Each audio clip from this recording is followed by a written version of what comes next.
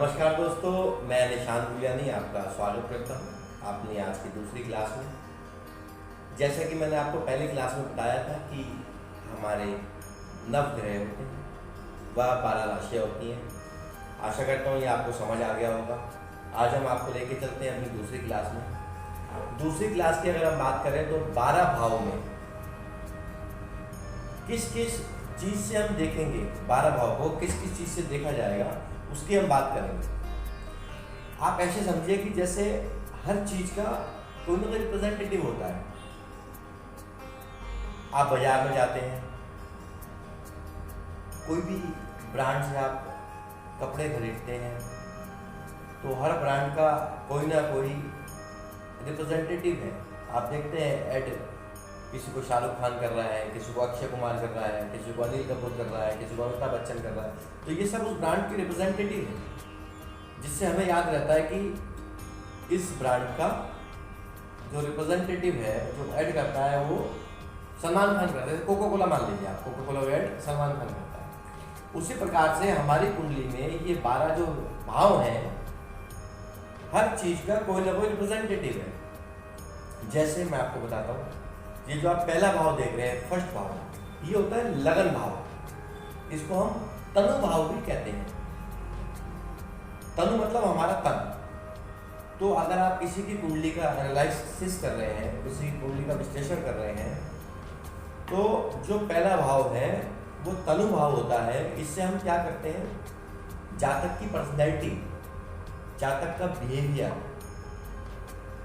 जातक की पर्सनैलिटी में अगर हम बात करें तो जातक मोटा है, पतला है, गोरा है, काला है, ये सब चीज़ें पर्सनैलिटी में आ जाती हैं। बिहेवियर की अगर हम बात करें तो जातक शांत स्वभाव का है, जातक क्रोधी है, या अध्यात्म में रुचि रखने वाला है या नहीं है, या जातक की जो संगति है वो आध्यात्मिक होगी या नहीं होगी, अच्छी संगति होगी या बुरी संगति होगी। ये सब हम फर्स्ट हाउस से देखते हैं, पहले भाव से देखते हैं। उसके बाद हम बात करते हैं दूसरे भाव की। दूसरे भाव की अगर हम बात करें तो दूसरे भाव से हम देखते हैं जातक का धन, वाणी और कुटुंब।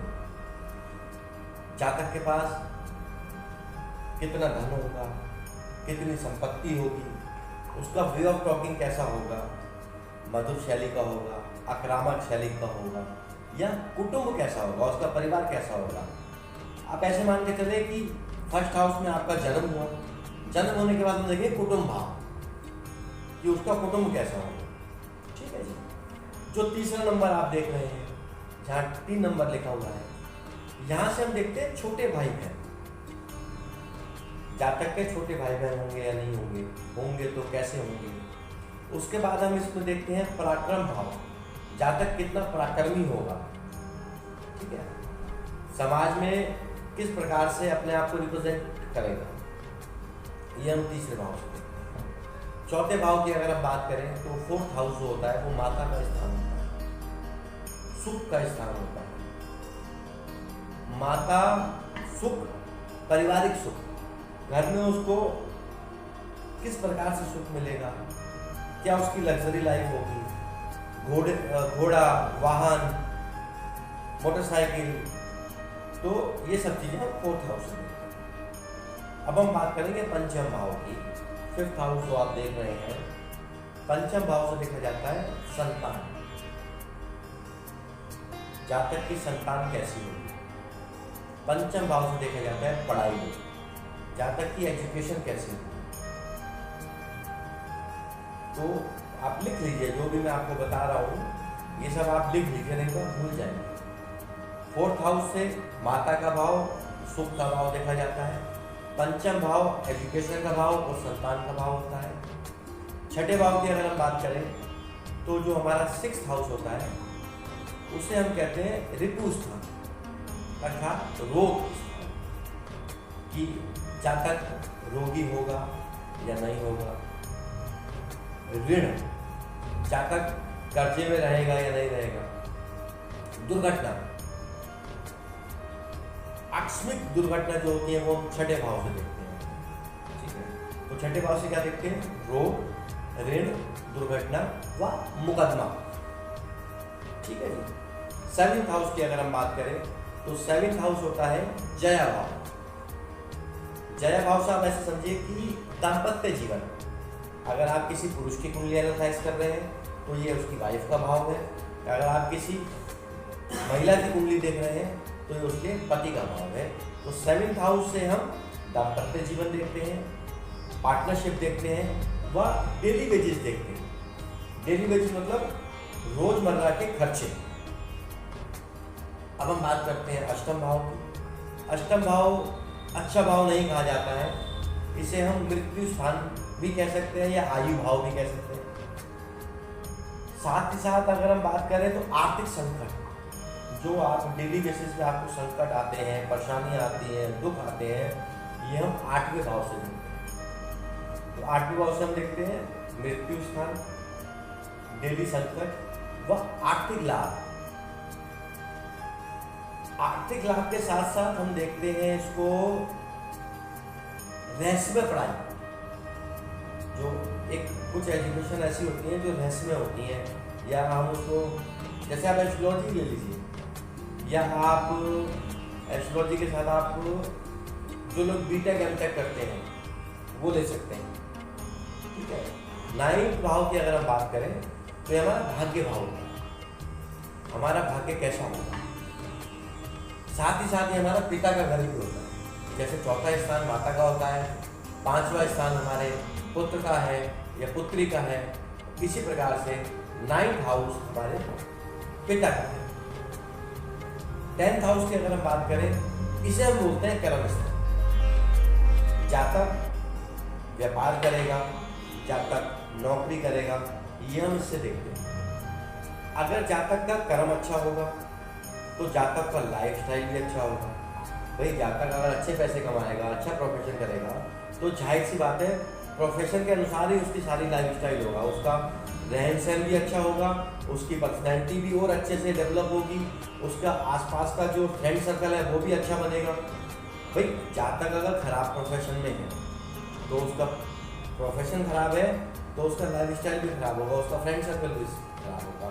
अगर जातक का प्रोफेशन अच्छा है तो उसका फ्रेंड सर्कल भी अच्छा है। ठीक है ना। तो 10th हाउस जो है हमारा वो प्रोफेशन का होता है, साथ ही साथ जातक की लाइफस्टाइल का होता है। लाइफस्टाइल में कैसे होता है ये मैं आपको बताऊंगा। अब हम बात करते हैं 11th हाउस।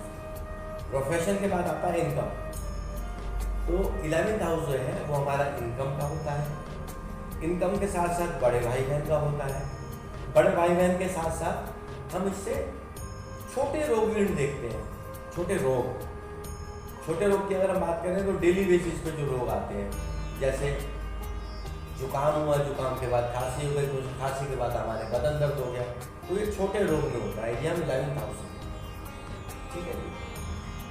11th हाउस आय भाव हो गया।